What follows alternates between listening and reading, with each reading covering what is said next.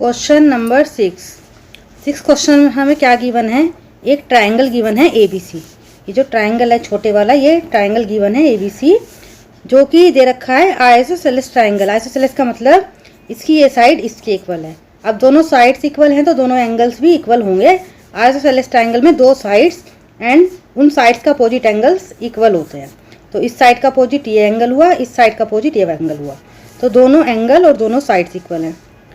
In which A B equals to AC, और A B AC दे रखा है equal, और ये एंगल भी इक्वल हो जाएंगे। Side BA is produce to B। BA side कौन सी, ये वाली, ये हमने D तक प्रोड्यूस कर दिया आगे। Such that AD equals to AB। अब ये AD जो है ये AB के इक्वल है। अब इस क्वेश्चन को समझते हैं। क्वेश्चन में हमें दे रखा है ये साइड इसके इक्वल है और AD साइड AB के इक्वल है। तो ये साइड इसके इक्वल भी तो हुई, कैसे हुई, AB साइड है AC के इक्वल और AB साइड है AD के इक्वल। तो हम ये कह सकते हैं ना कि AC भी इक्वल हो गया AD के इक्वल। तो इसका मतलब ये तीनों साइड आपस में इक्वल है एक दूसरे के। हमें शो करना है BCD को, राइट एंगल ट्रायंगल शो करना है। BCD कौन सा है, ये नीचे वाला ट्रायंगल BCD, ये बड़े वाला ट्रायंगल। हमें इसे राइट एंगल ट्रायंगल प्रूव करना है, ठीक है। BCD का मतलब इसे राइट एंगल ट्रायंगल प्रूव करना है। चलो स्टार्ट करते हैं क्वेश्चन।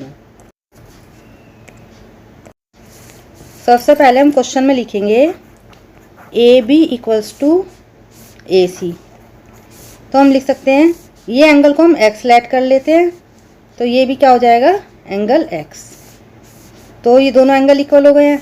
तो angle B equals to angle ACB। Angle B किसके इक्वल हुआ, एंगल ACB के। नाउ अब हम ये दोनों साइड्स को प्रूव कर चुके हैं। तो in triangle ADC, AD equals to AC, जो हमने अभी प्रूव किया था पहले। देन हम इस वाले एंगल को Y लेट कर लेते हैं और इसको भी Y, जो कि दोनों इक्वल है। हम लिख सकते हैं एंगल ACD वाला एंगल कौन सा है, ये वाला ACD, ये वाला angle ACD equals to angle ADC, और इन दोनों को हमने क्या लेट कर लिया है, Y के, और इन दोनों को X के इक्वल लेट कर लिया है हमने, ठीक है। अब इसके आगे बहुत सिंपल है क्वेश्चन।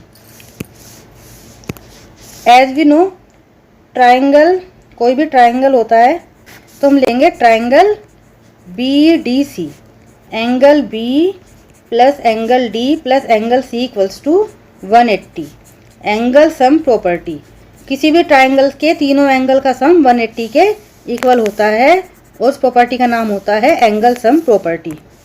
अब एंगल B को हमने क्या लेट किया था, X, और एंगल D Y, और एंगल C क्या है, देखो एंगल C को समझना है मेन।